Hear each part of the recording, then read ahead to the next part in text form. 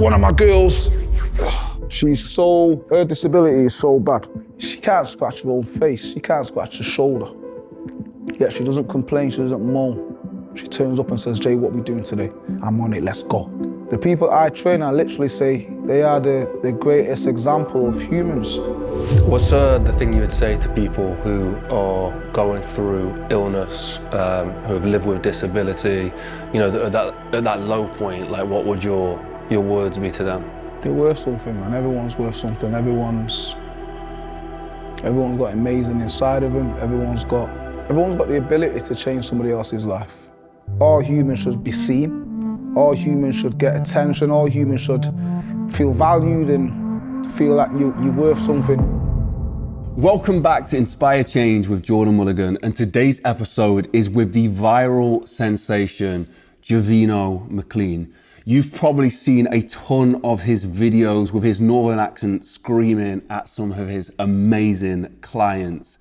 You might know the J7 Health Club on TikTok and Instagram, where Javeno works with disabled people, people struggling with mental health battles, people struggling with illness, and he takes them with a no-nonsense approach and trains them to win in life in many different aspects. And it was so amazing sitting down with Javeno and talking about his life story, how he got to this point, talking about philosophy, mentality, and how some of the most successful, hardworking, brave people are walking through his doors every single day with disabilities, sickness, illnesses, and how if we can look at this perspective that Javeno has, in my opinion, if we can look at this perspective that Javeno has, one, we would have more compassion towards people who are struggling with those things, but two, we could also have a positive impact on our own lives. This is a really, really interesting episode, something that I've not spoken before about, so I'm really excited to share this with you guys. Today's episode was, as always, sponsored by Huel, a quick, affordable, nutritionally complete source of food with everything that your body needs. If you want to find out more, head to the link in the description where you can get a discount code down below. I'll talk about these a little bit later in the video. But before that, here is an amazing conversation with Javeno Mclean. Let's dive into the episode. The work you do is incredible. And I think so many people have seen your videos. Maybe they don't know it's you, but like, this is where I want to dig into it. Like, why did you start it? How did it come about? The reasoning behind it is one of the biggest things I want to capture. And I've seen you in podcasts before, you downplay it as well. So I want to dig a little bit deeper, but early days, where did you grow up? How would you describe that to like an American audience? Do you know what? I look at it's humbling, man. I don't ever think what I'm doing is amazing. I knew you was going to say that. I don't, man. Like, no matter how many times people tell it me, because you know what? That's how humans should be treated. And I think it's about timing. I think the world right now with what's going on, how horrible people are treating each other, it's just, I think, a bit of luck that people are seeing real love, seeing what real love and care actually looks like. So when I was younger, my family are amazing, man. I grew up in a house of love. And I think this is where kind of it molded me as a man. I've got nobody in my family that's disabled or elderly. Well, obviously elderly, but I've got nobody in my family that's disabled that I know of. So there's certain things that I can't explain, brother. It's the weirdest. I can't explain certain things. I'm just a person of, if I see injustice, I'm gonna have to say something. And I've been like that since I was 16. That's what I want to dive into then, because like I've heard a few of the podcasts and some of the stuff you've spoken about before. And to me, I feel like there is some kind of roadmap as to why you've ended up here wanting to help other people. And a lot of that, I would say, shaped by your parents. Like, you incredibly hardworking people, and showed you love and self-belief all the way through. Cricket, which, like, let's talk about that. There's a story you said about your dad that really captured sort of the love and investment he had in his son for your cricket career at the time. My dad, we said I'm nearly 40. I'm nearly 40, right? But now as a grown man, I see the depths of my dad's love for me. My dad did things for me that I'll never be able to repay him back for. the amount of places he had to drive me for cricket matches just to make sure I don't miss out on opportunities. I think that changed it. I think without even knowing it, that made me have a real appreciation for somebody going above and beyond. They don't want nothing back from it, just going above and beyond just because I love you and I care for you. And yeah, my dad, man. My dad still to this day is a leader of my family. He's a man that sets the example. I'm nowhere near as good, and I never will be as good as my dad.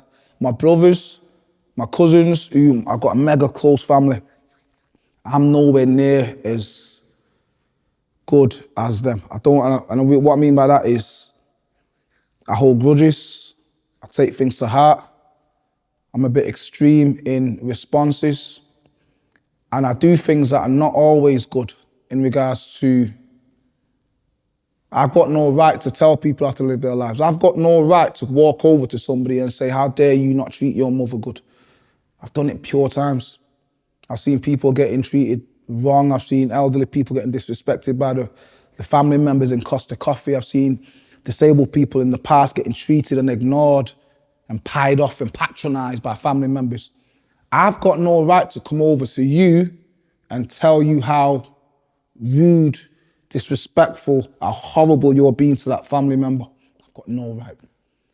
And that's what I mean by, I can't tell you why I go over, but I just believe that everybody should.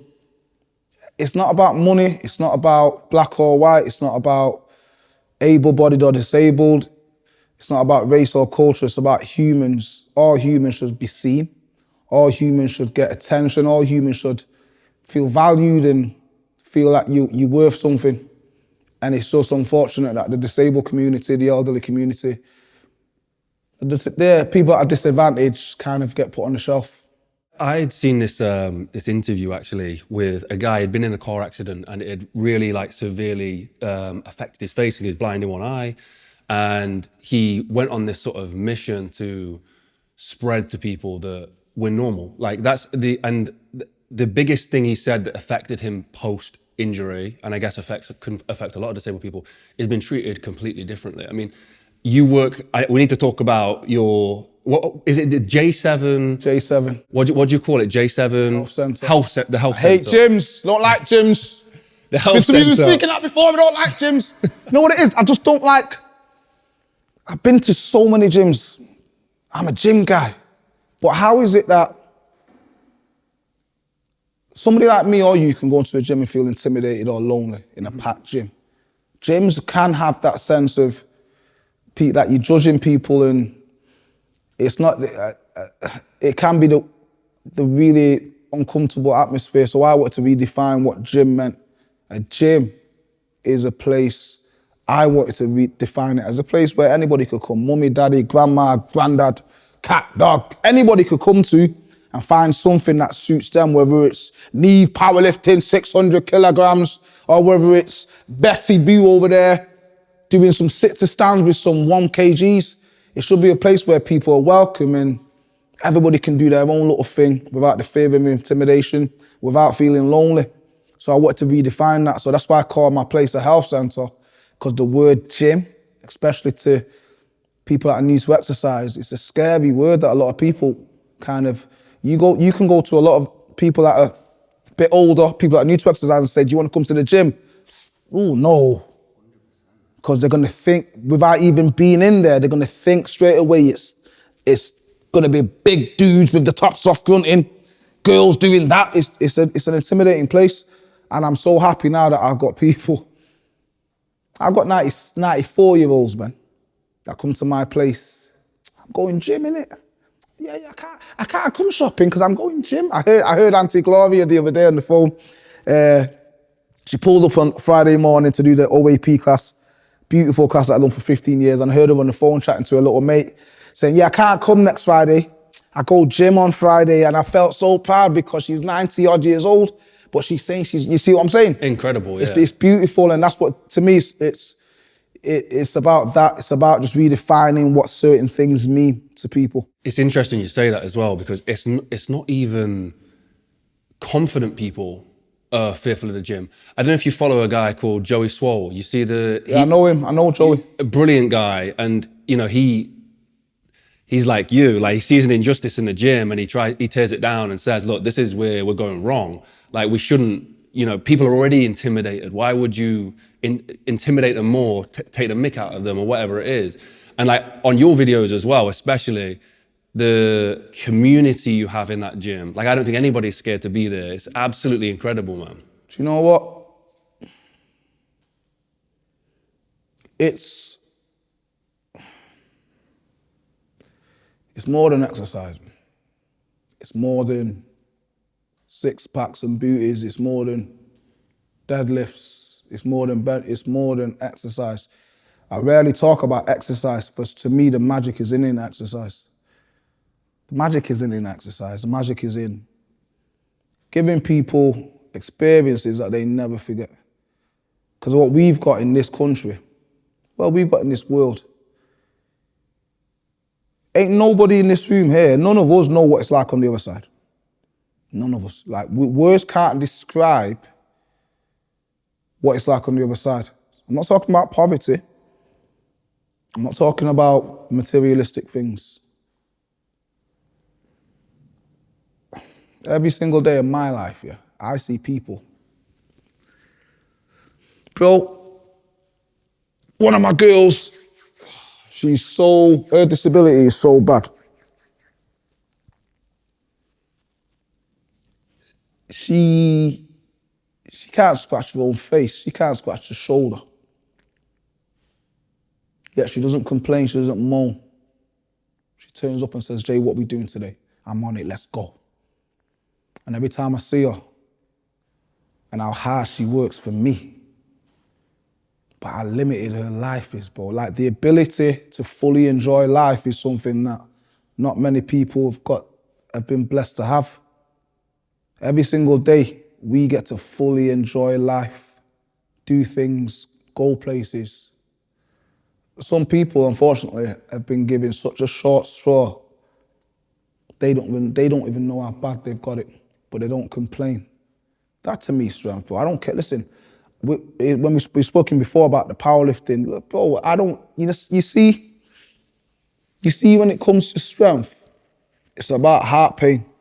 Heart pain is the worst pain on this planet. Heart pain there's nothing more drastic to a person than heart pain. We've all lost people that we love. The pain of losing somebody that you love. There's the same pain as disabled people have with injustice. So now, I speak about it all the time and it's one of them, it's a bit therapeutic to me. I lost my auntie 3 years ago, broke us. And what do people say when you lose somebody that you love? I'll give anything to spend one more minute with that person. Give anything to spend one more. I'll do anything now to spend 10 seconds with them. Yeah? So that heart pain is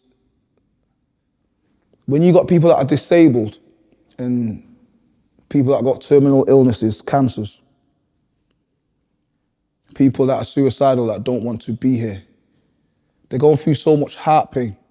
So in order for them to get over that heart pain, you know how strong they've got to be. Strong as in not the amount you deadlift, just the ability to keep on going. So I don't talk much about my powerlifting and stuff that I've done as a professional athlete because it ain't impressive. I'm proud of it. I'm proud of my gold medal at the Euros. I'm proud of the things that I did as a cricketer, but it ain't impressive. Impressive is last week.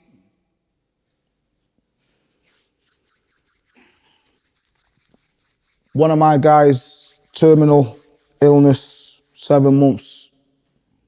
We thought he's only got 3. Strength is, Jay, I'm still coming in on Monday. I want to box, I want to do this, I want to do that, let's go. That strength is, you can't compare that kind of strength to a little deadlift strength, a little bench press, a little squat. It's a totally different level of strength. You see what I'm saying? That's a level of strength that I can't even fathom how a human deals with that, bro. A strength that's undescribable to people, even that I'm involved, bro. So when somebody's saying that to me, I'm breaking down inside and I'm crumbling. But it ain't even about me. The person who's telling me that is chest up, chin up, let's go. That's the strength that is out. You can't respond to that with words. I can't respond to that with words, bro. So what I can do is go, there's nobody on this planet that can make people fall in love with exercise like me. I know that sounds boastful, but I believe this is why I was here. So the only thing I can do is thank you for choosing me. If somebody told me that I was in that situation and I only had a certain amount of time, there's a countdown until when my heart's gonna stop beating. I don't know how I would respond. I don't know what I'd do. I'd probably want to spend every single minute with my family, my wife, my kids. This man has chosen me. So firstly, I'm gonna thank you for that. Secondly, I'm gonna give you such a good experience. I'm gonna give you everything that's invested in me as a person. I'm gonna give you everything. So after that 30 minutes, I can't fix it. But I can make you forget for a minute. I can make you laugh. I can make you smile. I can make you really enjoy the present. And if I can make you just forget about the pain and laugh just for a little minute, just to make you forget about what the real world is doing and what's going on, that's how I can repay you. And this is why I can't fail. This is why I don't do bad sessions. I don't, bro. Like it sounds, I'm not being boastful. I don't do bad sessions because I know what people are going through and I know what it means to them. And the fact that you've chosen me, I can't let you down, bro. I can't let you down in them situations, and I have drastic situations like that every single week. I can't let you down. It's impossible for me to fail because I know what you're going through and then what your family are going through is such an ordeal. My little bit of discomfort, it doesn't compare. When you opened J7 Health Centre, a lot of people might not know you delivered these sessions for free. Was there a turning point when you started delivering them for free? Was there a moment? No, I've done it since I was 16. Like since I was 16, I've never charged a penny for anybody disabled. What was the thinking straight away? Like, did you know that as soon going into personal training, you were like, I'm going to train people. If I ever get somebody who's disabled or needs my help in a major way, I'm going to deliver it for free. Like, what was the thinking behind it? There was no thinking. I think people think too much. If you think too much, it becomes a strategy. I don't need a strategy. I'm just a person who wants to help. There's no strategy with that. You don't need, there's no Pythagoras theorem and no potion. People overthink. I do a lot of seminars and things for people in America and around the world who want to learn how to master delivering to people that are disadvantaged. And they sit there with the pens and paper and I'm like, there's no strategy. Care for people, love people, be genuine. It's easy. So with me, money never came into the equation, brother, because if I'm gonna help you, like I said 1,000,000 times from the purest part of my soul, there's no NatWest, there's no Barclays. I wanna help you because I wanna help you. If I take money for that help, I'm gaining financially for wanting to help you. So therefore, my love, my care, my message is diluted really because I've taken money for helping you. So money never came into the equation for me. And it never has because there's things on this planet, man. We all need money to survive. There's things on this planet that are worth so much more than money. Like money is the root of a lot of people's evils. Money is the root of a lot of people's conflicts and beef. I've experienced conversations, hugs, and phone calls that are worth more to me than any amount of money. Any amount of money on this planet.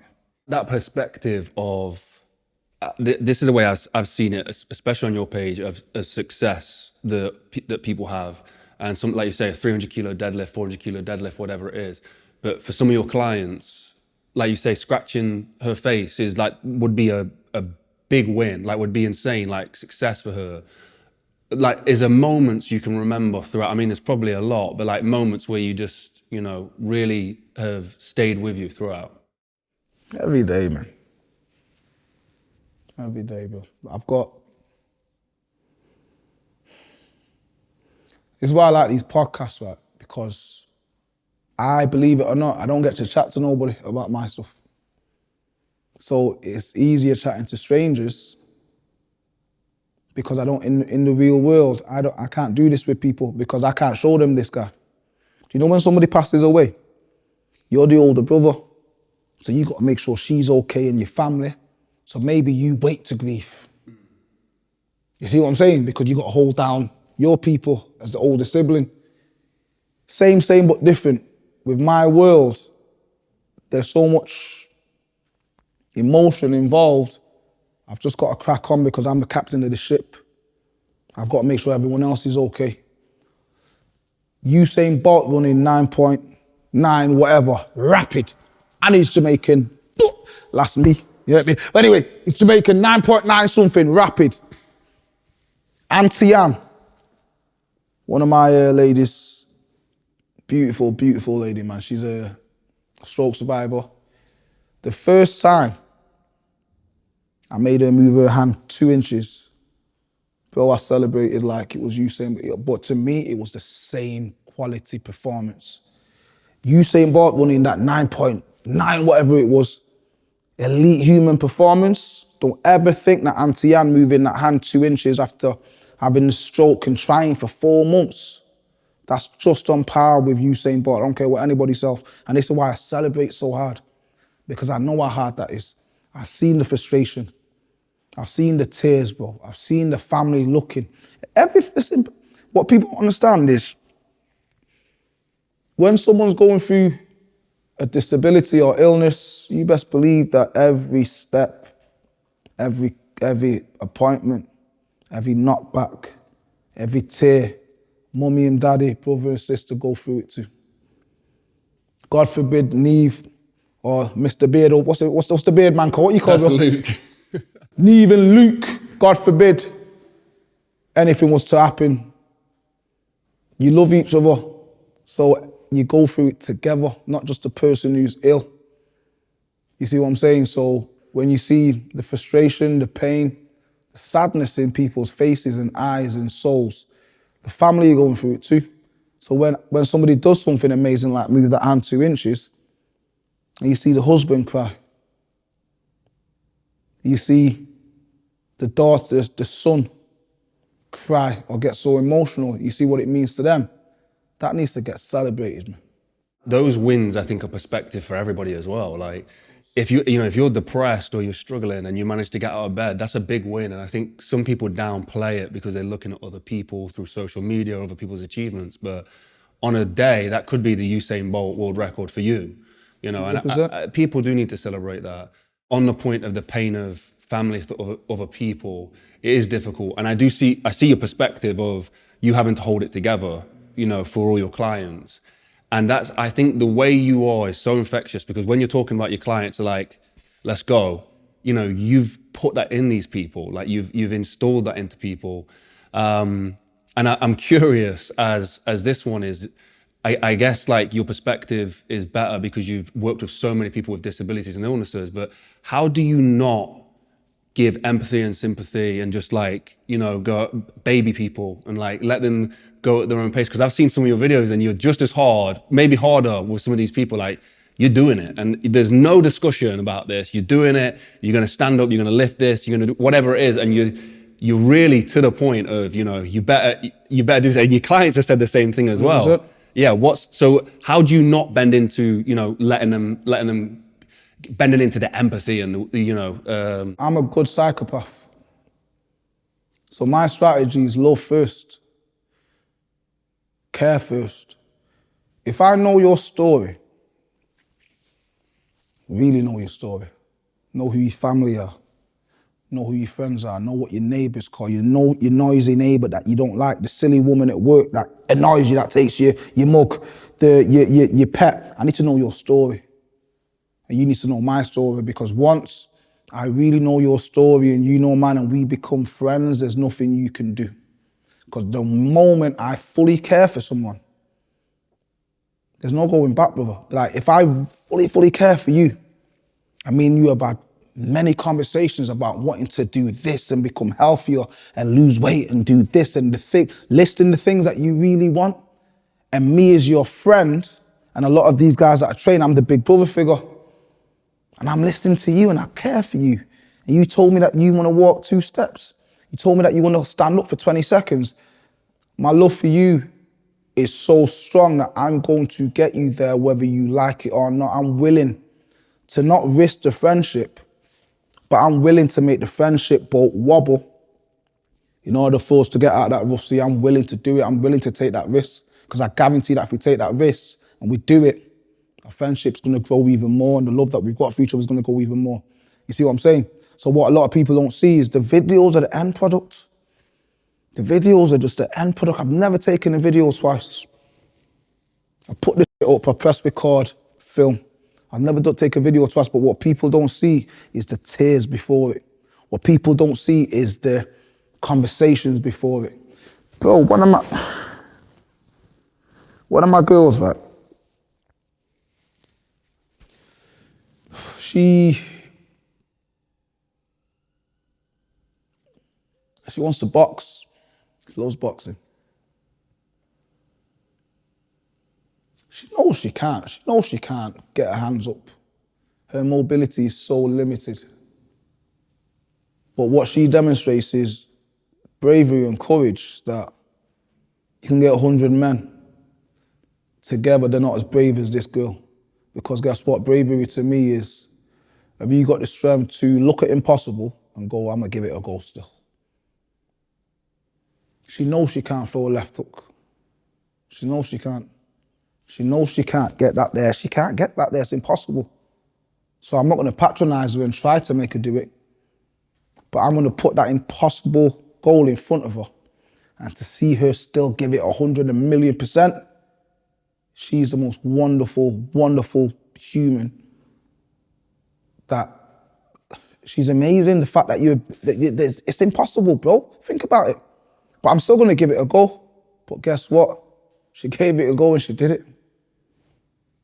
She gave it a go and she did it, and it was just amazing to watch and just be a part of that. And I think this is what the world needs to understand when it comes to me and my work. It's never about, and this is why I didn't film for so many years. I've been doing it a long time and I didn't film because I don't ever want to be even talked about as exploiting anybody. I do it because it's me. Somebody accidentally filmed. When I first opened my spot, somebody was filming and they filmed like one of my OAP classes that I've done for 15 years. And they put it out there. Got about 1,000 messages in that one day from people saying, oh, my mum wants to come to that, my granddad. And I seen the power in it. And that's when I started recording, and it's just gone crazy and crazy. But people don't realize right now this is needed, man. I had a lady, man. I think she's from the Isle of Man or Isle of Wight, one of them little weird islands. I shouldn't say weird, but one of them little islands that are over there. She's got many illnesses, man. But there's a NISA, like a newsagent, probably 150 meters away. She's never had the courage to walk. She's embarrassed. She's got so many illnesses. She has to phone her daughter to take her to the shop, and she's seen a video with me, one of my guys who is a stroke survivor, and she messaged me saying, he's older than me. It was Tommy. He's older than me. He's more disabled than me. And if he did that in that video, I need to do more. So then she sent me a video and she went, I'm gonna walk to the shop today by myself. 15 years I've lived at this flat. I'm gonna do it today. I've seen the video. My heart was doing this because I'm thinking, I don't know this lady. I don't know what stability is. I don't know nothing about this lady. She sent me another video. 3 hours later, she did it. She went to the shop, got herself some Jaffa cakes, some dog food, a newspaper.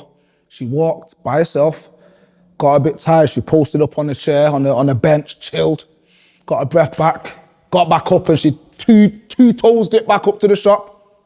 And then she came back and she sent me a video, just really emotional. And I felt so good that a little video that I did is now inspired that lady to do something so life-changing for herself. And I think that's the key, people doing things for themselves without feeling that it's about being selfish or anything. Do things for yourself. I think that's a really, really, really important message that I've learned in the last couple of years, that these videos and my work, thank God, and I'm very grateful, of inspiring people to do things for themselves, which is really important. It's infectious as Yes, well. definitely. You know, our strapline is inspire change, but it's not just like a gimmick. Like, we do mean it. Your clients who are, you know, throwing that hook, that inspires somebody else. Like, it genuinely does, you know, to see somebody's strength to go through what they're going through and to still do that is inspiring to somebody else. Maybe somebody who's in a similar position, like she was inspired by one of your clients or one of your classes, you know. That is applicable to everybody though. You know, if you're going out and doing something for yourself and somebody might be watching, this is the Inspire Change mission for me was kind of one of the reasons it was created. Is I saw this guy who every single morning he'd go on the park at like 5 a.m. in the morning and he'd clean the park up. Big public park, didn't work there, just, you know, was just doing it because he wanted to clean the park up. And then one day he wasn't there and I noticed he wasn't there and he never came back. The park started to get messy. So I went over to the park and started cleaning it myself. And this guy, who I don't even know, had absolutely inspired me. And I think so many people, if you do something, I don't know why he was doing that, but if you do something for yourself that's got good intentions, can be so inspirational, especially when it's actions and not words. And I think with your clients, the growth that they're having through going through one of your sessions, or, you know, doing some of the stuff that you do is absolutely amazing as well. You know, it's so inspiring to other people. The work that you do, the messages that you put out is so inspiring to other people. And I think, again, it comes back to that of doing it with good intentions, you know, giving without wanting to receive. That's another massive thing that I see you do all the time. Like, you'd probably do it if you had 10 followers or no followers or no Instagram. Well, you was doing it with... I ain't doing nothing different now. Yeah, Even exactly, now with 1 million followers and the stuff, I ain't doing nothing different now to what I did 20 years ago. I want to ask you this, you know, you're almost competing with some of these facilities that have millions and millions of pounds, millions and millions of dollars, helping people with disabilities.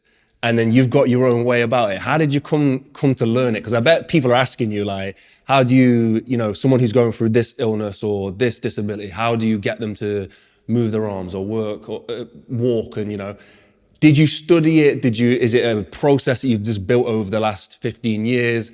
And is there any sort of thing in your head that you are competing with these facilities that have just got money behind them, but, you know, yeah. I don't see competition, man. This is, again, without being bigger, I don't see it as competition. I never will, because I've always worked to stand in a lane by myself. I ain't afraid of Pure Gym and JD gyms. They need to be afraid of me. There's no competition. But with me, and I speak to a lot of trainers around the world who've seen stuff and what I try. So I want to say, listen, get your qualifications. Yeah? Get all the qualifications in PT, and I've got a uni degree. I know it doesn't seem like it, but I've been uni. Got myself a little summit, do you know what I mean? I've been uni. But that's irrelevant, man. That's irrelevant. I did a seminar a couple months ago to brain surgeons, child neurologists and brain surgeons in America who are well more academic than me. You can have all the academics in the world, but the ability to talk to people and make somebody feel human, that's something that's worth more than a diploma on a piece of paper. So what I tell people all the time is, my strategy is that I ain't afraid. I'm not one bit afraid. I'm not scared. If you was to come into my gym now, Josh, I say, have you got any injuries? If you have, let me stay away from it. I'll give you a little, you know what I mean, work out what you can do to make sure that you're safe. With disabled people are scared. A lot of wheelchair users can actually get up. A lot of wheelchair users can actually move their legs. So I'm not afraid to ask questions. So if somebody comes in, I'll ask, so what can you do? I'll watch, okay, show me, move your hand, move your leg. I'm not afraid to ask them awkward questions. And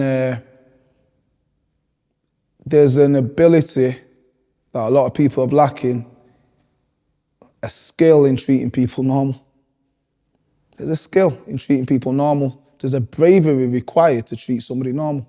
People say it all the time, treat somebody normal. Bollocks. There's an actual skill to it. Example being, first they're working out what is normal, right? So an example being, I'll tell you a story which should sum this up. In my place, if you turn up late to a class, you're gonna drop and do some burpees or press-ups. Even my wife turns up late, babe, love you, but you better drop and give me 10. And she looks at me like, you ain't no different. You're treating you normal like everybody else. So one of my young boys, blind lad, little shit though, he's a uni kid, typical uni kid. Just cheeky, late. Do you know what I mean? Always want to talk back. So he came in, he's got his stick. He's heard me say to people, you're late, give me 10. You're late, give me 10. You're late, give me 10. So he came late. So now you're gonna give me 10. I heard people, I said, what? What is he different to me or you or you or you? Took his stick, drop and give me 10. He's heard me say to people a million times, you're late, give me 10. So in order for me to treat him normal, giving him 10 press-ups is treating him normal. He wouldn't want it any other way. You see what I'm saying? But that there takes quite a bit of bravery because he's disabled and he's blind. People will kind of go the other direction. That's not treating him normal. That's not treating him normal. If you was in the gym right now, any of yous, and I was training you as a PT client, I'm going to push you to your limits. I'm going to push you to whatever. I'm going to find out what limit you're at, what level you're at. I'm going to tear you up to that limit. I'm going to push the boundaries with you. So whether you're Josh, Amy, Kira, Fran, DJ, Down syndrome, cerebral palsy, CMT, I'm going to push you to your limits within reason, without bullying. And that's me treating you normal. That's me treating somebody with cerebral palsy or Down syndrome the same as I would Neve getting ready for a powerlifting competition or you getting ready for a strongman. So when people talk about normality, for a lot of people, normality is a word. To me, normality is a way of life, and it's a physical thing that I need to see. Do you know what I'm saying? 100%. What's the feedback been like from your clients, like who have probably not been treated normal for most of their life, and then to experience that? You know, before when I said to you that I can't have bad days. You know, I said to you, I can't have bad days. I said to you that my energy is always up. Apart from when I'm doing talks like this, when I kind of get it out, my energy is always mad because the feedback it's more than gains. The PT world and the gym world, it's about gains, isn't it? It's about gains, it's about gains. True gains, for me, is when one of my young girls went to the cinema with her friends the other day for the first time in 4 years to watch the Barbie movie. Gains. She was a recluse. Something horrible happened with her life and her family. She didn't leave her house for 5 years. A little bit of Javeno energy, a little bit of J7 energy, a little bit of banter. Me disguised in exercise, got her out of her house. She's now got the confidence. And she went cinema without her parents, with 3 of her girlfriends to watch the Barbie movie. That's gains. That's gains. One of my young boys, he's lost his mum. He's trying to work out this new life, this new world without mummy, which is a challenge, which is a horrible challenge that it's part of life. But he's young and he's trying to work out and adapt to life without mum. He's now started baking. Baked a bad boy red velvet the other day. Gains. You see what I'm saying? One of my other girls, her disability is so bad, it's degenerative, it's going to get worse. She's 22. At 35, she knows she ain't gonna be here. She knows she ain't gonna be here. She started writing poems. beautiful poems that she's gonna leave for family members, myself. Expressing herself gains. So when the feedback is things like that, I can't fail, bro. I've got a duty. I can't fail. There's guilt. Like my energy's mad. Like my self-belief is insane. It's disturbing. It's frightening at times. My self-belief in myself, it's ridiculous. It makes people feel uncomfortable. My confidence. But there's a response. I'm responsible for people's happiness, bro. And I take that very seriously. It's effortless to me. So think about, I hate saying it like this because I sound big-headed, and please don't think it's boastful. It's my gift. Georgie Best, his gift was balling, Gaza. How many stories did we hear of Paul Gascoigne and Georgie Best turning up, steaming, legless? But guy goes and scores, bags a hat-trick. Wayne Gretzky on ice hockey, Michael Jordan. We know what he does, Tiger Woods. We know that my gift is this. That with effort, with minimal effort, I realized a long time ago I could really make people happy with minimal effort. So then I said, all right then, if I can do that with minimal effort, what if I turn this mother up to level 100? And since I've done that, it's gone even crazier. So now I've got a responsibility to make people happy, and it's something that I take very, very serious, because the people that I know that I'm making happy, they deserve it more than anybody, bro. I'm not saying that you don't deserve happiness on me, but we ain't been through real hardship. I'm talking, we've all lost people. We've had people that have died in our family. We've had illnesses and we've been sick. But we ain't had hardship like their hardship. I'm telling you. I'm not going to list it, and it's not about a competition, but some of the things that people have had to go through. No human should go through. And that's why I take it so serious, because I know what it means to people. You know, the gift element of it, you know, I completely agree. And I think it comes out in your work. You're so passionate about your work. For somebody who's not found something yet, you know, we get a lot of messages about people seeking for that thing, their thing. How do I find my passion? How do I find the thing I'm gifted? Have you got any advice for somebody who's, you know, feels that they... Find peace, man. Yeah. I think finding peace is so important, and I've really understood that recently. You can't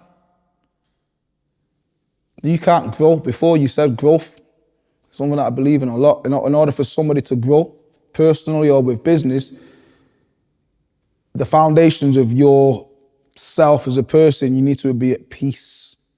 You've got to find peace, and then it could be easily, I had to find peace very quickly from an early day, because if I'm training somebody that can't move their hands or legs, and my giddy self is dancing and singing and body popping, that could come across as patronizing to somebody who can't do that. Somebody that's non-verbal, and I don't shut the hell up, that could be patronizing. So I've learned a long time ago to find peace where it was guilt for me as regards to, I feel so sorry for people that are ill, that are going through what they're going through. So I said, you know what, I need to find peace, that this is what it is. This is what it is. I'm at peace with it. I'm cool with it. Now let me do what I can to make your life better. I've had to find peace, man. I'm trying hard. Like, bro, be honest, I'm finding it. I did find peace, and I have found peace. But right now I'm going through a bit of a transitional thing where I'm finding it very hard to find peace, because there's a guilt that's crippling me at the moment, bro. It's a horrible guilt that's crushing me up a little bit. It's a unique situation that I'm in with it. I'm blessed that I've even got to this point, but I also feel cursed with it, do you know what I'm saying? So I don't say no to nobody. Anybody that comes, that walks through my door, I'm gonna get you in. I get people that come from New York, Germany, Ireland, London, Birmingham, Wales, just to do half an hour with me. And I'm blessed and I'm grateful, so I give you everything, There's people now around the world who really could do with help that I can't get to. I've had situations in the last year. I'm not gonna name his name. I've had, to be honest, I've had probably 50, 60 of these. But one that I will tell you about is a gentleman in Holland who's made the decision that he doesn't want to be here, and his illness, he's got the better of him, and he's not gonna be here no more. He's made a decision. He's at peace with it. Cool dude, man. Cool brother with dreads. Cool, funky, hippie kind of dude. Sent me a video saying that before he leaves this earth, this life, he just wants to let me know what I'm doing is positively influencing people around the world. His whole family. He's got family in America and Africa who watch my videos, who get pure joy from it. And he said before he leaves this world, he wants to let me know that. How do you respond to that? I wish I could clip my fingers and even if his time is on a stopwatch, give me half an hour with you, bro. I beg you, give me half an hour with you. I bet you I can make you laugh. I bet you I can bring some joy or some happiness to this bloody situation. But it's not that easy. So there's a level of guilt with certain things like that kind of crush me. So I have to learn to find peace with that, man. I'm working on it. I don't know how I'm gonna do it. And I get a lot of them kind of situations. And I know it's quite negative, but I've got to learn to find peace with certain things. You know, you've got this gift and you feel like it's you who has to deliver that. How do you deal with, you can't see everybody? I don't. I can't. So I don't deal with it. I don't know how to deal with it. So, to be honest, the only thing that it makes me do is go harder. So my theory, it may be a silly one, is if I can't get to that person who's not going to be here anymore, if I can't get to that person who's going through whatever they're going through in that country or that part of the world, the energy that I would have given to you, I'm going to give it to the people that I see every day. I'm going to give it to you because I'm not going to waste that energy. That love that I could have given to somebody else, by the grace of God, I can't get it. I can't do it because of whatever reason. I'm not going to waste that energy. I'm not going to waste it. I'm going to ball it up, bring it here and give it to Josh, give it to Amy and DJ and Kira and Fran, and I'm going to give it to the people that come in every single day just to make sure that love's not wasted. Yeah, I mean, it's such an amazing mentality to have, in that situation. When you've spoken to your clients over the years, what is somebody with specifically disabilities, what kind of things do they face that maybe the average person doesn't understand? We, with no perspective, we don't understand what they're going through. Bro, it's a horrible world, Jordy.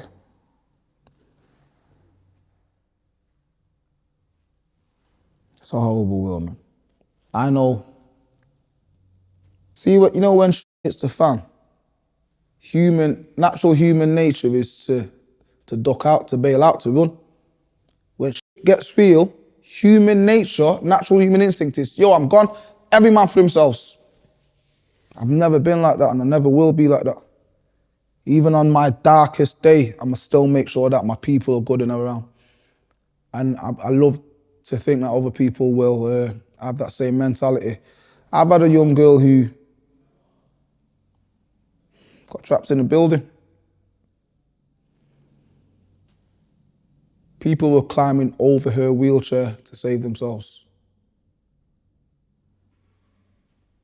That's why she became a recluse. Because that's what the world was giving her. You see what I'm saying? Climbing over your wheelchair to save themselves. I don't blame you, babe. I don't blame you to go, and I'm gonna stay in my house. Because if this is what the world's gonna treat me like and do this to me, I'm gonna stay in my bedroom where I'm safe and protected. So eventually, somebody linked us. I found out she was local. I said, she was a big fan. So I said, I don't want you to be my fan. I want you to be my friend. I don't want to chat to you on the phone. I want to chat to you in person. So when she came to me, that was the first time in 3-4 years she's left the house. So I see the power in that. I'm never oblivious to it, man. I'm never one of them people that, I am oblivious to a lot of things, but this particular situation, the first thing I said was, I need to give you another reason and another reason and another reason and another reason and a reason and reason and reason and reason to keep on leaving your house.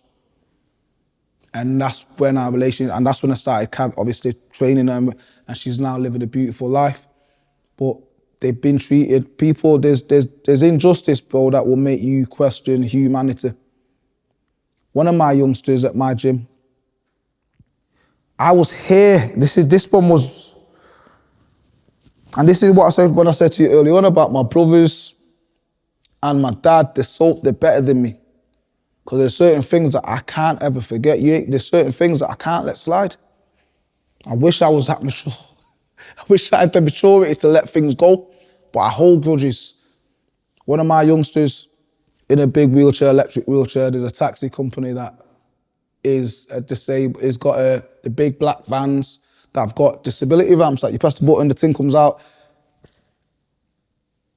This dude pulled up outside the gym, looked at my guy, I'm not gonna say his name, looked at him, opened the window. Yeah, wheelchair's dirty, not getting in my car. Bailed out. Your wheelchair's dirty, you're not getting in my van. And bailed out. Rang the company. I could easily now, with the platform that I've got, name the company, but I don't ever want to be that guy. It's about positivity, but let's be real, when we're talking about positive things, we have to chat about the real that comes with it. 2 hours he was there. Said that they were coming back, they didn't come back. Then they said, oh no, there's no taxis because they're going to the airport. A week later, one of my other guys at Manchester Piccadilly train station, exactly the same thing. I just think it's the most unfair. If that was with us, there's a level of, we can somewhat back it a little bit more. Do you know what I mean? We can give it a little bit more, can't we? Imagine that a strong-ass Neve. She'd be legging down the taxi. These people can't do that. They can't really defend themselves as much as other people can. That's why I will do it. That's why I will do it to the point of, you ain't got to worry, don't worry. You just sit back and chill, let me sort this out. It's not nice. And again though, them kind of experiences kind of fuel my fire to be even, so when them sessions happen and I'm with rage, I'm sat there and I'm fuming. And I know that for the rest of the day, they're gonna be fuming, they're gonna be so upset and hurt. All I'm thinking about is the next session. Let me erase that memory to create a new one that's gonna overpower that one that they just give you. Does that make sense? Mm-hmm. It does. It's interesting you're talking about this because it's kind of like a bit of a process I'm going through as well. For me, like when we started Mulligan Brothers, a lot of it was based on pain and hurt that I didn't want other people to feel. So it was like, that was what was fueling me. It was like this fire inside of me. And now I'm trying to get to the love side of it. And I'm curious, as you're speaking about both powers, because the fire inside is really, really powerful. The anger that people are facing, these things every single day, and this hurt, that's a powerful energy to make change for people. But on the flip side, the love side of it, the love for those people is also a very powerful energy. I mean, could you speak to your experience with it? And do you have a preference to when you're trying to help people? If you're trying to do it out of a place of, I'm hurt and I don't want you to feel this anymore, and I'm sad that you're feeling this, and I've got a love for you, and you know, it's just an abundance of love for these people as well. It's all intertwined. Love and pain, it's all intertwined. Love and care is all people really want, all humans really want is to get loved and cared for. But with my guys that I train, for me, I try and the mind is a powerful tool, man. It's a really powerful tool. A lot of the times, the mind, people use it to block out pain. I use mine to use pain to create something greater.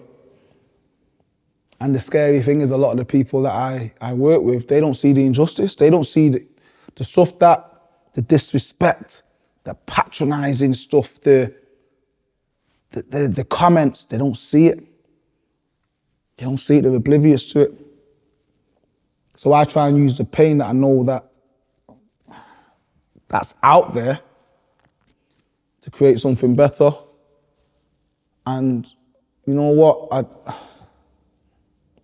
It sounds corny, man. When I say it out loud, it will always sound corny, but some people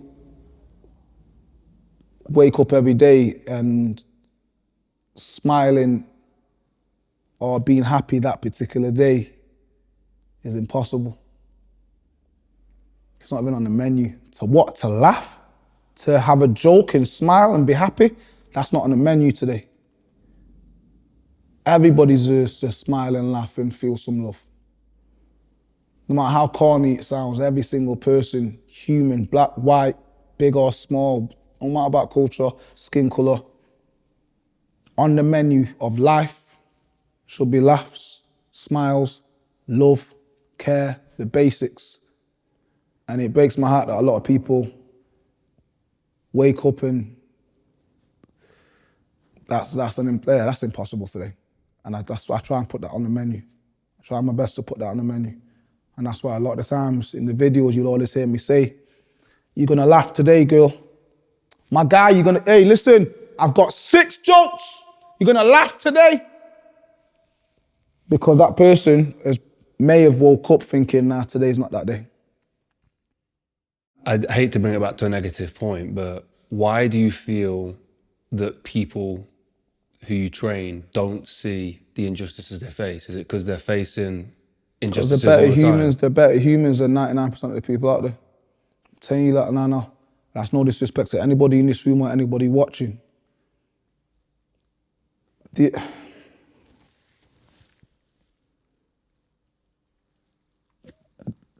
Humans are lacking bravery. So me deadlifting what I deadlifted, you doing your strongman power, people are lacking bravery.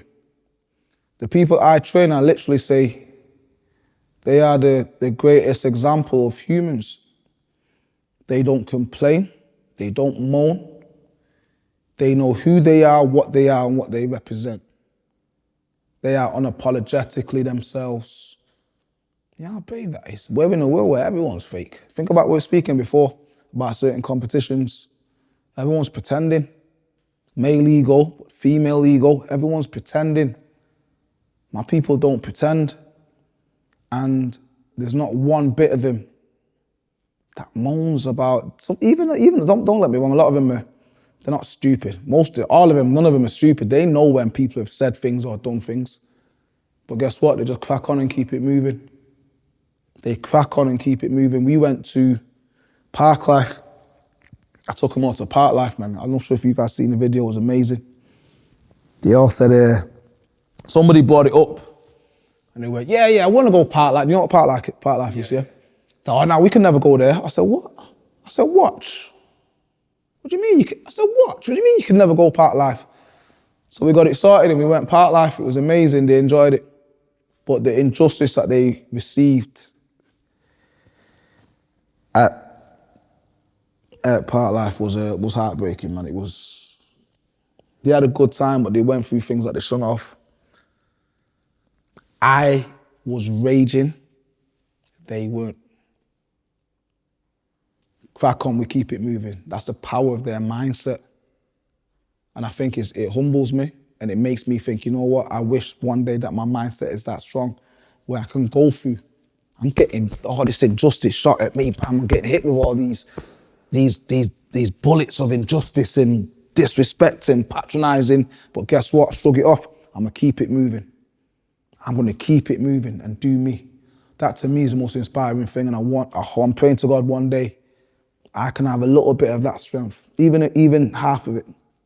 I hope you're enjoying this episode so far. Today's episode was sponsored by Huel, a quick, affordable, nutritionally complete source of food with everything that your body needs. I've been using these guys for the past 2 years. And when I fly around the world and I make these documentaries and these projects and we're traveling all over the place, to know that I can go in my bag and grab a bottle of Huel with all the things that I need for my body, the nutrients, the vitamins, the minerals, the protein to keep me fueled and going throughout my shoots is an absolute game changer. And the best thing about all of this is it saves so much time. So if you want to find out more, head to the link in the description where you can get a discount. Let's dive back into the video. I don't know if you ever heard of a guy called Inky Johnson. Yes, man. Yes, you know Inky, yeah, with his disability. Yeah. I know Inky, I've heard of Inky. unbelievable guy. I'd love to meet him one day, man. We met him like met him? 4 or 5 years ago now, and again, most humblest guy, genuine, you know, true to who he is online. But he has this quote, and it's perspective drives performance, and I love that. But his opinion of that is that his perspective of what he's been through has now made him achieve excellence because of the hardships that he's had to face. And I think, again, true for everybody in life, like, why is it that some of the greatest people, you know, the most kind, loving, even successful people have had to face such hardships to get to where they are today? So, I mean, when you talk about your clients, I believe it completely. You know, I bet these are some of the most kind, genuine people who, you know, face hardships. Have you ever thought about that? You know, these people who are going through such difficult times, whether it's even losing family members as well, or illness, you know, really tough one. Why does it create a situation where these people come out the other side and, you know, are great people, good people, successful people? So the reason why people, I think, choose me is because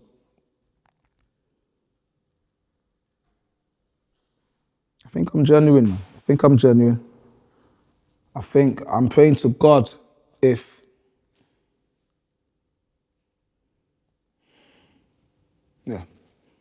So now, somebody asked me a question. This is answering your question, Jordan. It's just pure things going through my. Somebody asked me a question the other day. If I was to get a portrait made of me, what would I want that portrait to kind of represent? I think that's a random ass question. That's weird as hell. But then I thought, it's a really good question. So imagine somebody found a portrait of Javeno 300 years from now. All it was a picture, a portrait. What would that person see in that picture? I'd like to believe people see a man who's just pure-hearted, who's very serious about his mission, his task of just giving happiness to people that deserve happiness. And I think that people come to me because whatever they see that it's not fake, they see that it's real, it's organic, and it's somebody that's not pretending, man. We go on Instagram now or social media, you get 50 people up, 80% of them will be pretending a character. I've been around people, man. I've been around top celebrities, if you want to call them, who are fake. It's an act. They're pretending. And when the camera goes off, they're a different dude. And you're looking at the dude going, wait a second, this is not what I thought. It's weird. I don't want to name names, but you've probably seen it yourself. Where you go, this don't make no sense. I'm hoping the people that watch my work are just seeing somebody who's just being real, pouring his heart out, and they go, do you know what? I feel like that person can help me because I think that person is just real and genuine. And I think that's enough. The exercises are cool and I'm mega creative. With that. But I think I don't think that's why people come to me, because they see something cool. I know a lot of people come to me because they've seen videos and it's just joy, man. Just humans enjoying themselves. Humans not even knowing that they're exercising. You said that, disguised exercise. Disguising it. What's that? What's disguised exercise? Science is like, I ain't dissing people that are into science, right? But the science of certain shit is boring. It's not that interesting. I need to know it, but the client doesn't need to know it. So when I've got Marley, one of my youngsters, example, doing a drill where he's on his knees. He's leaning forward and he's got a big pad in his hand and he's slapping somebody in the face with it and he's laughing his head off. He doesn't know that he's actually working shoulder stability and he's working his core and he's working hammies. He doesn't know. I'm not gonna say to no 10-year-old, okay, so today we're gonna do some shoulder stability, we're gonna do some ankle mobility, we're gonna do some core, some spine stability. He doesn't need to know that. He just needs to know, yo, I've got these boxing gloves on. Jay said, punch this dude in his face until the cone comes off his head. So for 40 seconds, Marley's just laughing his head off. Go and watch the videos, you'll see him. That's why I get the noodles, the big noodles and the swimming things and the things. They're not hurting my guys. My guys that they're hitting, it's all soft stuff, that's fun. But they're just laughing their heads off. Not realizing that they're working so much delts, so much core, so much stability. It's just disguising it. You see what I'm saying? Yeah, I do. When I think about your videos now, you're an artist in disguising exercise. 110%. Yeah, because sometimes they do look a little bit random, but like there's so many small things to them that I'm guessing you're putting in there. Exercise is first. As always, the priority is their health. There's a video that's called Mad, right, with me and Joshy, where Joshy loves getting out of his wheelchair. He's on the floor and he's on the mat. He loves it. He loves getting out of his wheelchair. It's liberating for him. So me and him are just pretending to be two fishes, I think it was, just trying to get some biscuits. So me and him are just crawling and I'm saying to him, just go get them biscuits, and I'm just grabbing him by his legs, pulling him back. He was blowing out, he was knackered. At the end of it, his stomach was in bits, his triceps were burning. But to him, it's just him and his big brother being silly, pretending to be two fish, eating biscuits. It sounds mad. But he's laughing, he's enjoying himself. He doesn't need to know the science behind it. But this is where I need to make sure that there's always, like a cake. People see the cake, the base of that cake has to be exercise, improving the strength, the mobility, the things that I know that they need to improve on. But on top of that cake, I put a little bit of music, a little bit of vibes, an atmosphere, some jokes, some, you know what I mean, some daftness. I just cake it up so that the cake is just a cake, but the cake ain't gonna stand up, ain't gonna be a nice cake, if the foundation isn't the elements of exercise that we need them to improve on. You know, with that perspective, I hope people who watch this go to your page and watch some of the videos, because it's genius. Like, some of the stuff you're doing is absolute genius level stuff. Like, there's so many intricate things. I mean, there's stacking the chairs. I saw that one the other day, and you start to get it as you watch the video, like the incremental increases. You know, he's working for his arms to stack this. So also it's measurable. So I mean, if you're coming back the week after and he stacks one more chair, 100%. yeah, and you do that a lot with a lot of the exercises. You know, there's some kind of measurable, whether it's getting one more ball or something. It's absolutely unbelievable. Do you write them out? Do you come up with them on the spot? Like how? I'm a weirdo, Jordan. I'm a weirdo, man. I've got so many. I create things, but I'm so glad that not many people notice that. That as regards to, I create things that I know I can measure and can try and do it again. Even the other day, I did a drill with Amy, a funny drill, man. It was with balloons. I picked her up and she's popping the balloons, where I've just got two barbells that stood up and I've got a rope across it and there's balloons, and I picked her up, and her issue is shoulder mobility. So in order for her to pop the balloon, she has to really work and do that. But what people don't realize, I've done a very similar drill over 3 months ago, but the rope was 2 inches lower. So the next time I do that similar drill with Amy, wherever it was, I've marked it. I'm gonna put it up by maybe an inch. It's measurable. And this is sometimes, I'm so glad that you're seeing that, man. I've got a lot of people. You know, sometimes when you do some genius and nobody realizes, everyone's just laughing at the video. But I'm like, you know how long it took me to work that out? So thank you for that, man. It's made me feel good. Yeah, everyone thinks you're out here popping balloons. You're doing progressive overload and like, yeah. That's amazing. I want to take it back to Inky Johnson again, because when we were with him, he said this quote, and it was, when you get over the hill, reach back over and help somebody else over the hill. And I want to know what your perspective was for you to start reaching over the hill. You know, like, was there a hill you had to climb to get to the point where you understood, like, I want to help people. I want to, you know, help people come through adversity. And because I rarely find it's like somebody's not been through something and wanted to help somebody. It's usually they have some kind of perspective for themselves. No, I wouldn't say that I've had to go over the hill to get anybody. What I would say is that I've had to change who I am as a person, man. I'm not, even though the social media is what it is and people see me on the telly doing whatever, I've had to adapt to this. Adaptation is something that I've had to really do. So Inky said, once you're over the hill, go back over. It wasn't that for me. My brother had to beg me to do social media. My brother had to beg me. I said, no, I'm not. What, taking selfies? He went, no, start doing. He had to beg me. I've only had TikTok maybe a year and a half, 2 years. My manager had to beg me to open a TikTok. So with me, it was a matter of adapting to, instead of being that dude, not into social media and filming everything, I'm not into that. I just want to just do some great work and make this person have a great session. Once I seen the beauty and how powerful it was and how far it went, I had to then go, okay, I need to start capturing more of this. And that was quite unnatural for me. I've never been that guy that was always, sometimes you go to gyms and you see people with the tripods out. This new modern day people. She's probably one of them, no? She is. Yeah? Everyone there with the tripods out. That was never me. I'm old school. So that was never that was never my kind of thing. But then I've had to adapt, and now in the gym, I've got probably 3 tripods. I'm already filming, so I've just had to adapt to the new modern way of getting my stuff out. And you say that curse of not being able to help everybody. The social media is your reach for that, 100%. Like you're getting out there, but I think that's double-sided as well, because then more people can reach out to you and say, hey, I'm in this similar kind of situation. What's it been like opening the world up to more people? It's been amazing. It's like I said, it's a blessing, but it's a curse.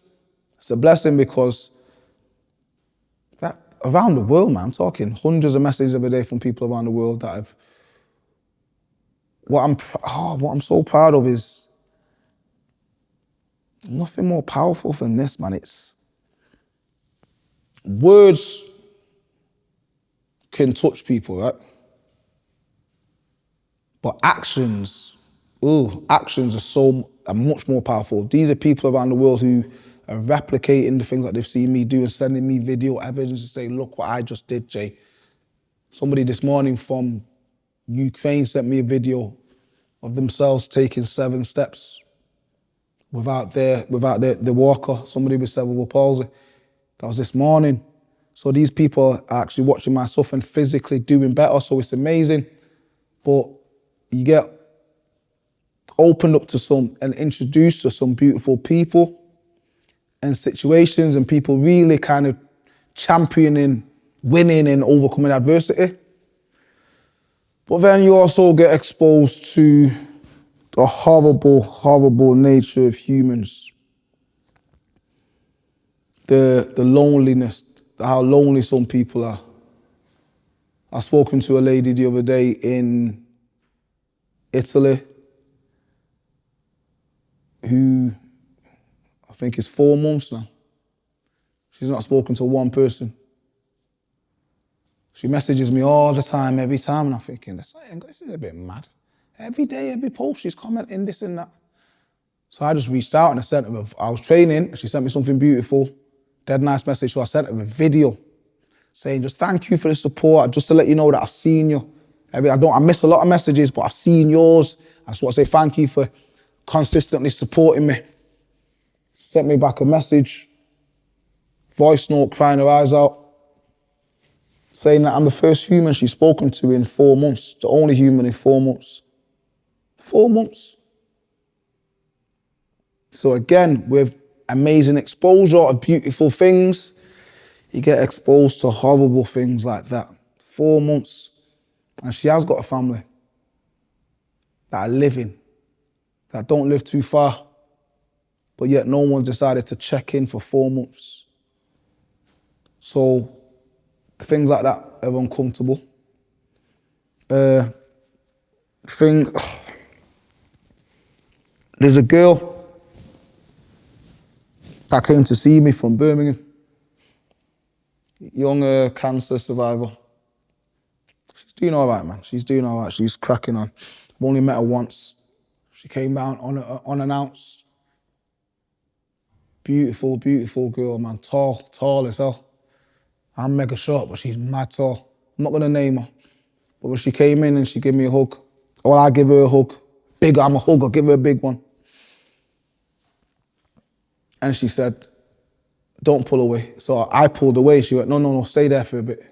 So I said, oh, why? She went, nobody hugs me anymore. Like, I lost it, man. I lost it.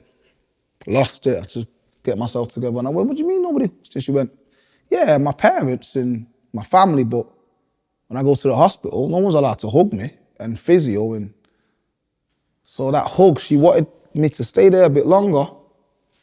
And I thought, my God, man, is that the world that we're living in now? A young girl who's going through cancer rehab. People are not allowed to hug you, like you're some disease-plagued person, like you're some animal. You see what I'm saying? So there's a flip side to it all. You get exposed to beautiful, wonderful things that this world has got. Also, you get exposed to the nastier things that are not nice. What's the thing you'd change in your average person, able-bodied person? What's the thing you'd change on their perspective towards people with disabilities and illness? Ask questions. There's not enough questions asked. So a friend of mine, he's got Down syndrome, told me a story, and he said he was coming out of a Costa or Starbucks, and there was somebody, he was looking at him, an adult, was looking at him as if he has 6 heads, and they were so rude in their looking at him. They walked into a lamppost. But yeah, he said 10 minutes before that in this coffee shop, like an 8, 9-year-old kid came over to him and said, excuse me, why do you look so different? He didn't take it offensive. He said, oh, I've got a syndrome. And he explained the Down syndrome and the thing, and he went, oh, okay. I've got a friend in school that's got what you've got. And they had a great conversation. That's how I was so innocent, wasn't afraid to ask questions, rather than stare and be rude and patronizing, had the courage to come over, ask a question. And that's what I try and do. And I think that really, people like to get asked questions. A lot of guys that I've trained that have got, like I said, so many different disabilities, sometimes I've asked people questions and they've said, no one's ever asked me that. I trained somebody 2 weeks ago and I said, so what, can you get up? And he went, what? I went, no, you're in your wheelchair, but can you stand up?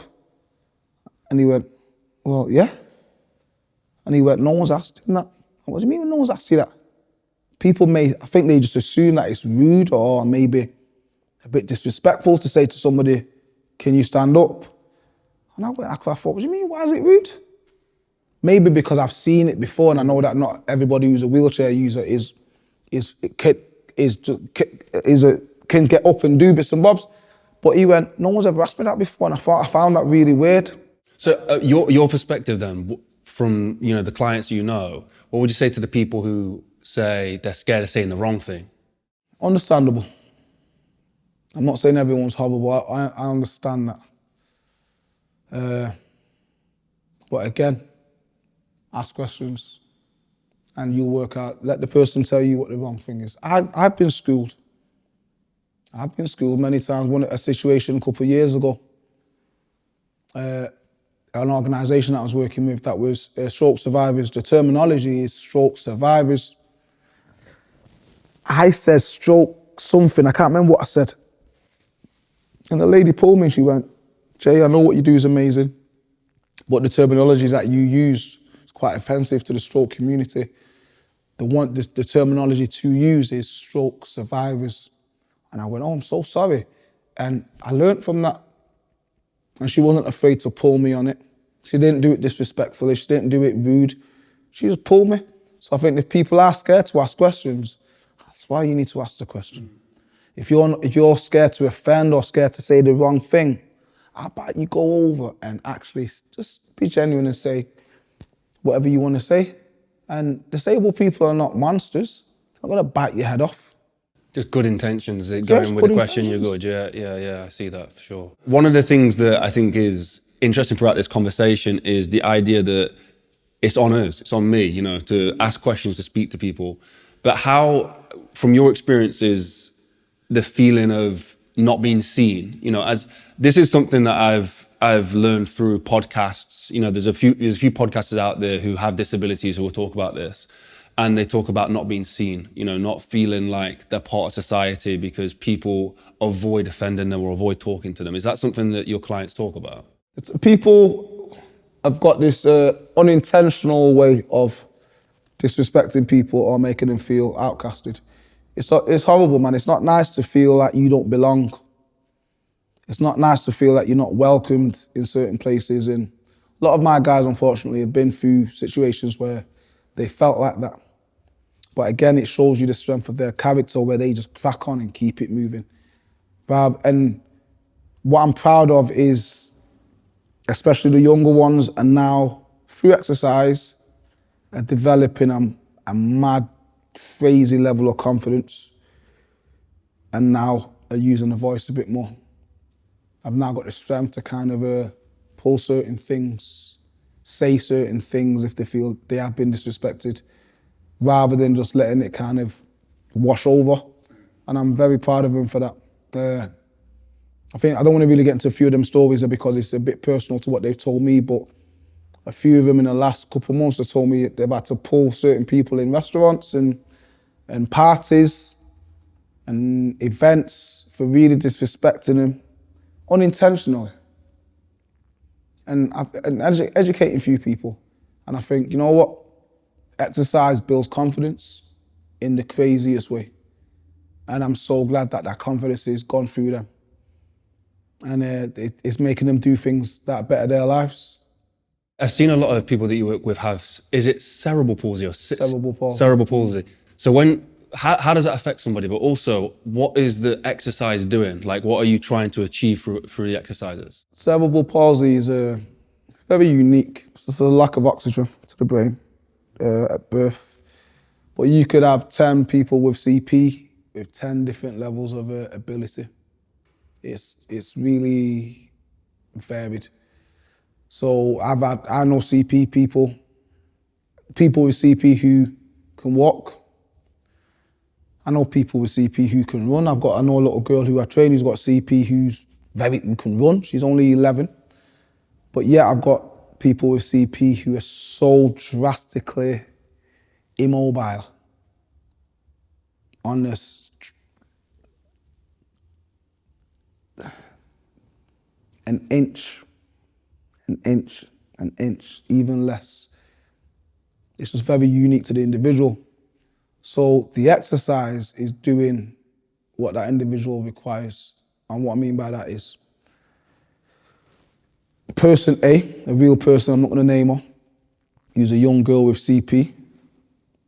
She can run, she can move, she can do everything. It's just balance and coordination. So the exercises that I do with her is to just trying to really teach her to be in control of her own body. Person B, who's got CP, in a wheelchair, full-time wheelchair user, but he's ridiculously strong in his upper body. He can actually hold himself up for a while, so the strength, the work that I do with him is to really improve his leg strength and his core. Because even in the kitchen now, he sometimes stands up a little bit while he's baking, which is amazing. So it's just like with any other client. It's individual to the client, depending on what they want to do.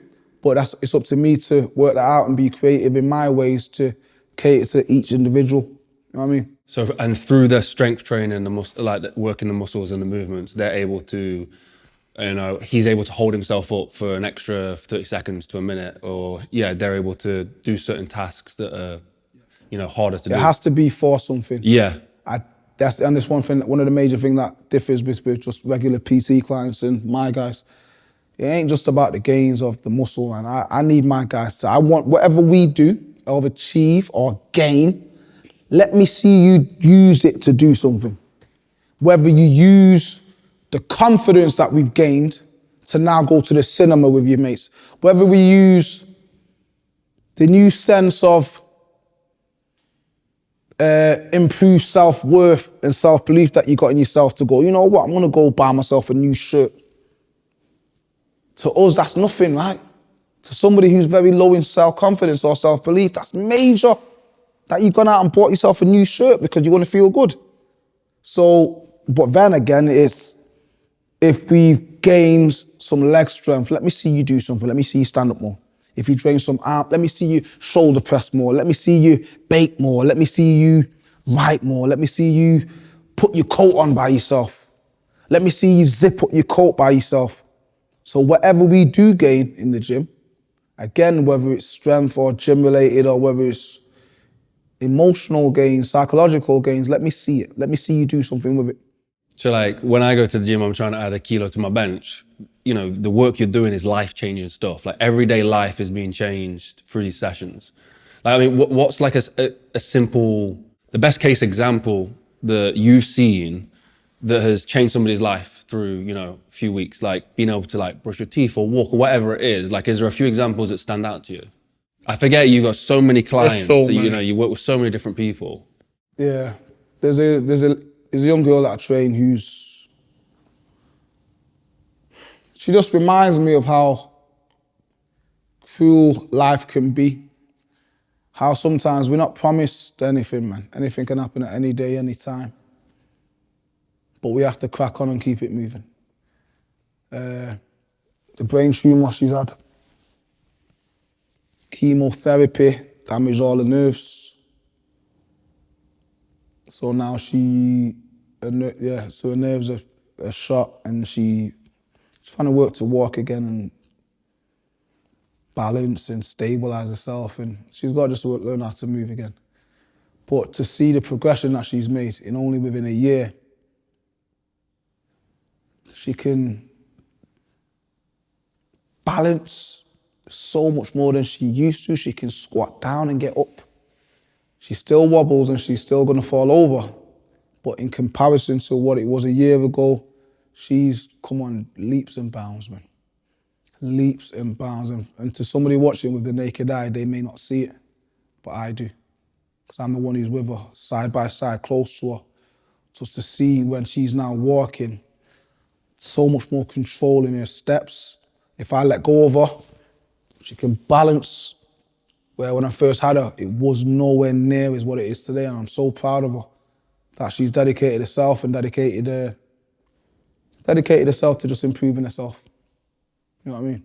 What's the thing you would say to people who are going through illness, who have lived with disability, you know, at that low point? Like, what would your words be to them? They're worth something, man. Everyone's worth something. Everyone's got amazing inside of them. Everyone's got the ability to change somebody else's life.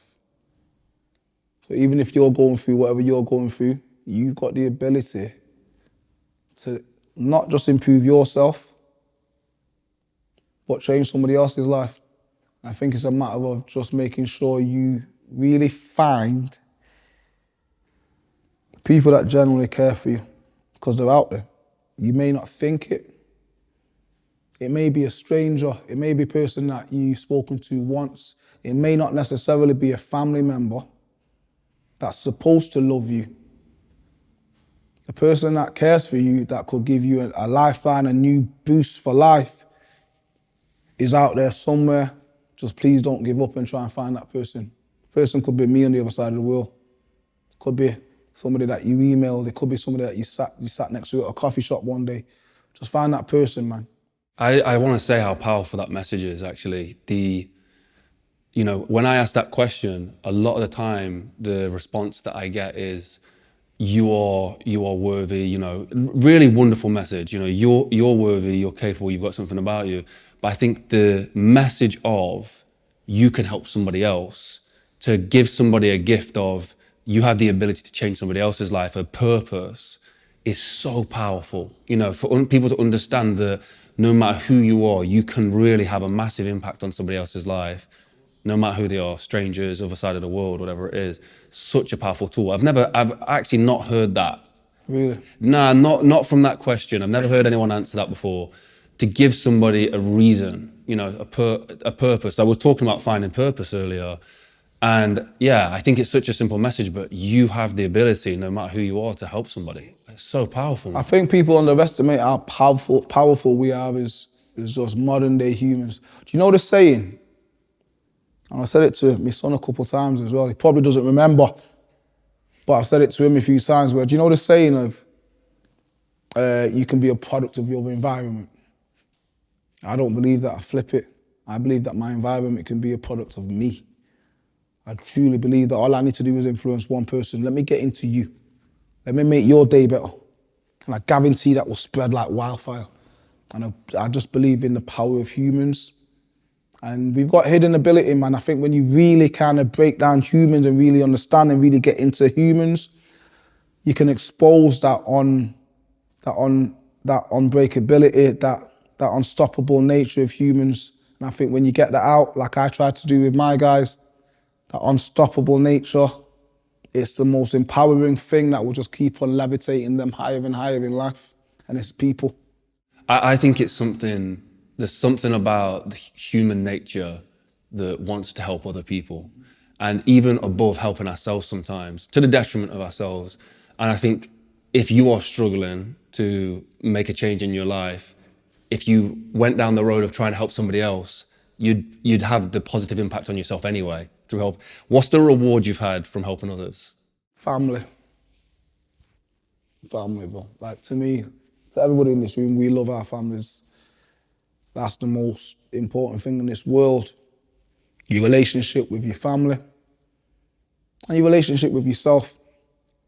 What I've been rewarded with is my relationship with myself has improved so much as a man, as a dad, as a husband. My relationship with myself has really improved because I see the worth in myself and I see the worth in what I do. But also, the reward is when you get accepted into people's family, it's worth more than gold, man. If you do something, I've done amazing things with people, and to have mothers, fathers, grandmothers, granddads, sons, daughters come over to me and tell me, I see you now as family, it's something that means more to me than, it means a lot. What's the difference between giving with expectation versus giving without expectation? One of them shouldn't exist. You should never give to receive. One of them should never exist. I've never give to receive, and I never will. If people do give to receive, you just really, you're showing how ingenuine you are. So out of them two statements, to me, there's only one that exists. I'm a bit of a weirdo where I don't see negativity. I don't give it enough respect or time to let it grow or develop. It's in and it's out. So even that statement that you said then, I can't process the other one. I can't process that. Giving, I can't process it. I give to help. I give to inspire. I give because I want to see you thrive. End of, full stop. There's nothing else that needs to be discussed. To me, like people always talk about success, and as I've gotten older, I've started to go, yo, so to Javeno, what is success? Is it a Bentley? Is it a mansion? Them things will be nice. You know what I'm saying? They'll be nice. But I don't measure success on that. To me, success for me is inspiring people that I've never met before. And how many people can I inspire? Never met you guys today, but I'm hoping that we've had conversations that can inspire each other. And to me, success to me is defined by the amount of people around the world that, thank God, have been inspired by my stuff, and I'm only getting started, man. You know, it's so funny, we came to this crossroads recently of, you know, alongside this is a business, like we have to run a business, and the conversation came up about what is success with it. And we've always had this mentality of if it all went to shit tomorrow, we would get a job at Tesco's, you know, work, buckle undone, we'd still do this. Because inspiring people around the world, same message as you, inspiring people around the world is everything to us. And it's a crazy one, because marker points of success for many people is money and material goods. And I'm with you. It'd be nice, it's not to say that those things, might not bring a little bit of joy, a little bit of happiness, but true happiness comes from inspiring people. I hope people can experience that. That's why I talk about random acts of kindness, small acts of kindness, or giving without the expectation. The energy you get back from somebody when you do that is... Honestly, it's amazing. It's almost selfish what you get back. It's unbelievable what you receive from giving. I had one of the most successful things that have ever happened to me last week, man. I'm not sure if we can put this in, but I'm going to tell you the story and then you can work it out. I got a message off a guy. I get a lot of messages from people in prison, believe it or not. And this particular person sent me a video of 8 men in jail. Black guys, white guys, Asian guys. It was a mix of people in jail. All of them on the video, shouting me out and bigging me up. It was like a 20-second video saying, yo, we watch your video. We all sit around the sink and we watch your videos every day. And just saying really nice things and saying that they want to be PTs, and the couple of them signed up to become PTs in jail. And I sat back and I looked at my phone and I said, these guys look like,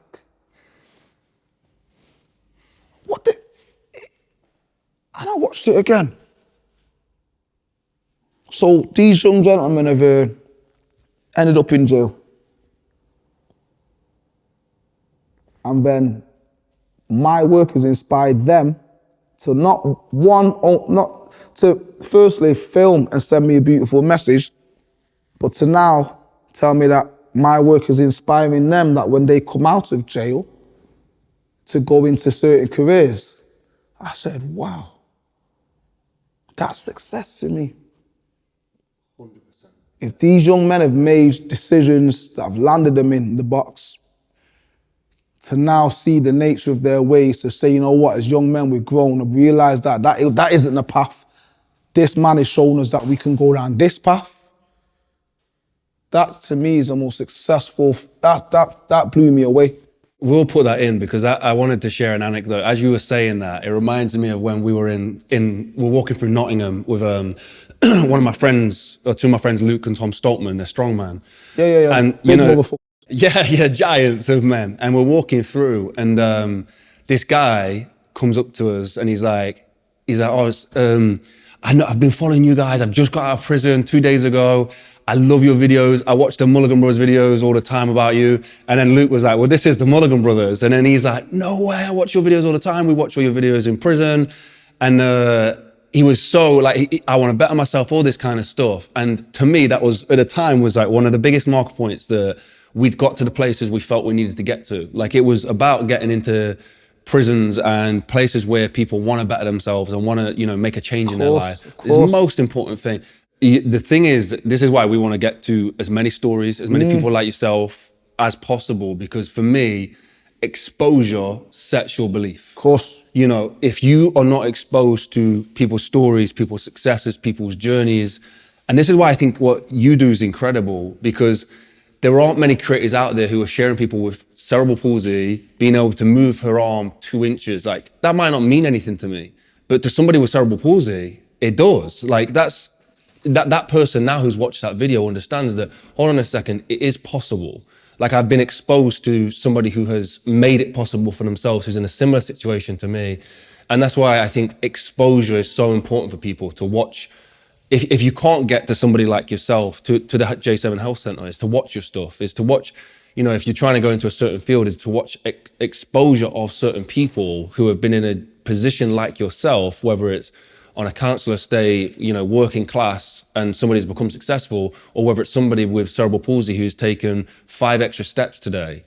That is the most powerful thing. We all, back in the day, we would gather around a campfire and listen to people's stories. That's how it used to work. And like, now we've got this ability to watch everybody's story on social media. I just think it's unbelievable. That's why, when I saw your stuff, like, I was like, I'd love to speak to you. Do you believe in fate? I do believe in fate. Yeah, I do. Yeah. So I think me and you, this was fate, me and you used to speak together. So I've got this little yellow book, right? It's in the car, actually. It's like my little notebook. Probably had 6 or 7 of these over the years. Just my own thoughts and affirmations that I created myself. 3 days ago, I written a new addition to it, right, about exposure. It's mad that you said that. It's just blown me away a little bit. So I had this thing that I've done it for years, and there's certain things that I've done for years, and as I'm getting older now, I'm really getting to writing my stuff out and expressing it a bit more. And it was about exposure. So when I train these special, wonderful people, I like to expose myself to pain. I want to strip it down, take off the shield, and I tell the people that I'm training, tell me what you've been through. Expose me to your hardship. All the hurdles that you've had to jump over, all the mud that you've had to crawl through, theoretically. Expose me to it. I want to know it, I want to feel it. If you say you've had it hard, you said you've had it hard and you've been through this and you've been through that, expose it to me. I'm going to open up, give it me. I want to feel that pain. I want to feel that anger, the hurt. I want to feel it all. Because the reason why is that if I feel it, I believe I can fix it. Not cure it. Fixing doesn't mean get rid of it. But I know if you've been through the mud and you've been through the worst of the worst situations, you've been disrespected so many times. That's on a bit of a selfish one. I use that as fuel to create something life-changing that I can give back to you. But in order for me to do that, I need to be exposed to everything that you've been through. And I hope that makes sense, what I'm trying to say there. 100%, yeah. And that's why I said fate, bro. I written that three days ago in my book. I written that 3 days ago in my book. It's fucking mad that you said that. Should we go on a date after this? It's Valentine's Day, Steve. But it's funny though that your investment in these people is so strong that you want to embrace their pain as the fuel. It's like almost like you're feeling it yourself to go through it, and you're going to fight. I have to embrace the pain, though, bro, because we have to share it. We have to. I genuinely believe that if people care about each other, it's a togethership. Is that a real word? Togethership. Togethership. I don't know. I like that. It sounds good, though. It sounds very good. Yeah. It's a togethership. It's a team effort. I'm gonna let you ride it out by yourself. I'm gonna be there with you. The old saying of problem shared is a problem halved. But that again is I think something that we don't do. We don't talk at all, especially if we're facing hardships. So we feel like we have to bottle them up and we don't speak about them. Is that something you experience with the clients? Like they keep it all to themselves? Yeah, but I get it out. Yeah. Like I'm awkward. This is why, like I said, I've been reading a book called The Good Psychopath. It's called The Good Psychopath's Guide to Success. I'm a psycho. I'm very ruthless with my intentions and my love for you. If I love and care for you, you ain't gonna get me off my road. If I've got a vision or a plan for you, there could be a hurricane, there could be Godzilla, I'm gonna get it. There's loads of times where I've trained people. One that comes to mind is a lady that I trained many years ago, man. When you really look at people, you can see pain, you know. Nowadays, people don't really look at each other. They look through people, especially people that are disabled or elderly. When you really look at somebody, you can see pain. You can see when someone's struggling. You can see when someone's going through shit. Every day I'm training this woman. What's up? Nah, nothing. Nah, something's up, what's up? She won't tell me. After about the 4th, 5th, 5th day, I said, all right, we ain't doing nothing until you tell me what I want. Ain't doing nothing. And then, no. And she won't tell me. And I sat there for 45 minutes. I said, cool, I won't do nothing with you. You can have your money back. This is an able-bodied person. This is not a disabled person. I said, you can have your money back for the sessions. I said, you're going to tell me what's up because I can see it, I can feel it. Then she eventually broke down that her granddad is ill, really ill. They wasn't sure he was going to make it. But also she was getting ready for her daughter's wedding. So the stress of her granddad was stressing her out, but then getting ready for her daughter's wedding was stressing her out. And I said to her that if you care for me like I care for you, I want to share this with you. Don't go through it by yourself. I'm not saying I can fix it, but if you need to come in there and you cry for 30 minutes, that's what you do. If you need to come in there and for 30 minutes you talk about your granddad, that's what we do. That there is just as powerful, just as developmental as the actual exercises. You know, and I think it's about, we've got to learn as humans to share pain. You can't let one person take too much. And this is why it leads to people wanting to commit suicide. It leads people wanting to leave this earth because they've got all of that pain. There ain't nobody to share it with. And I'm thinking, if you're my guy and you're my dog, you're my brother, blood or not, I can't watch you suffer by yourself. What? Let me take some of that. Let's cry together. If we're going to sit in a dark room, let's sit in a dark room together. You see what I'm saying? Recently, somebody very close to me, I'm not going to name him, lost his mum. And words can't fix that. Words can't fix or make it better. You lost your mum. But my thing was making sure that you ain't got to be obviously loud, happy, giddy, because you've just lost your mum. But guess what? If you're going to be by yourself on a Friday night, be by yourself with me. If you're going to be quiet and sad, understandably, do it with me. So there's times where we was at the house with the boys, chilling, watching football or boxing. He's right there. You ain't got to chat to the rest of the boys. You ain't got to be involved, but you ain't going to suffer by yourself. You see what I'm saying? And I think with my guys, I try and bring that kind of model of support. That whatever you're going through, man, let's do it together in any way, shape or form. Whether it's a text message, a voice note, a hug, let's do it together. Super powerful. I think the idea of telling them that is really important. For about, I'd say 7 or 8 years, I was grieving really badly, and I used to call this place like a dark well, like it felt like I was at the bottom of it the whole time. And I met a guy, he's now my best friend, and he said to me, you can talk to me about it. He used to cry all the time about, he'd lost his mother, and he used to cry about it all the time. It was like, it's normal, I cry from time to time, it's fine. He said, and I can see you're in pain. We can talk about it if you want to talk about it.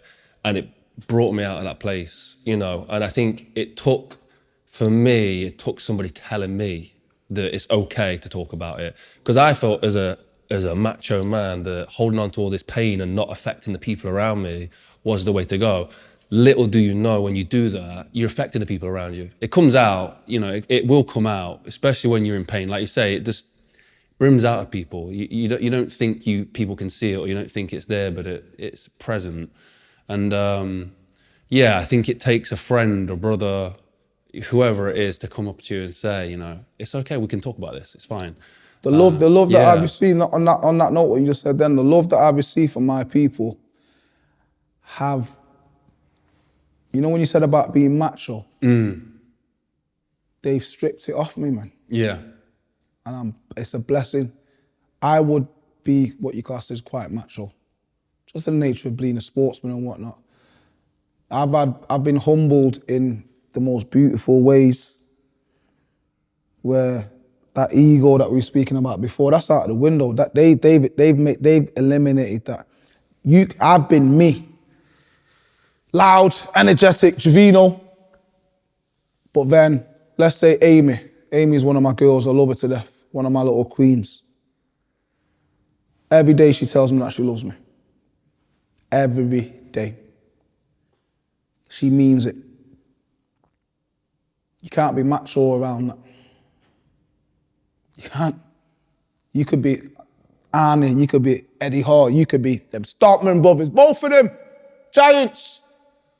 When Amy, with a little beautiful face and a little beautiful eyes and a little voice, says, I love you. What you've done for me, I love you. And she means it. Every second, every time she tells it me, I feel like she means it. You can't be macho around that. it crumbles you as a man, and you just give her a hug, I give her a kiss, and it makes me feel really, really thankful that she's in my life. Do you know what I mean? And I think before, like Amy and the guys that I train, and Josh tells me all the time he loves me, Fran, these people that I train, there was an element of being a macho, not purposely being a macho man, but just being a man. To me, being a man was a certain thing, but they've taught me that being a man is not about the size of your muscles. It's about how much love I give to them, but also being a man is stripping myself naked, opening myself up to receive it back as well. And that's what I've learned to do, and I'm happy that I'm at that place, man. You know, I watched one of your interviews and you talked about your dad, and you talk about being a man. And you said that, you know, he did the typical protecting the family, providing for the family, drop you off at whatever at 5 a.m. in the morning to cricket, drive 2 hours back to get back to work. And he sounded like a very, like, you know, manly man, but he'd also tell you that he loves you, you know, which, you know, that combination, it to me makes what a man really is. I mean, what is your definition today? Because now we talk with social media, there's a lot of anti-masculinity and all these kind of things. Like, what is like a strong man in your opinion? Strong man is a person who's not afraid to be themselves. A person who knows what they are, who they are, and what they represent. A man is a person who, I don't care what people think of me.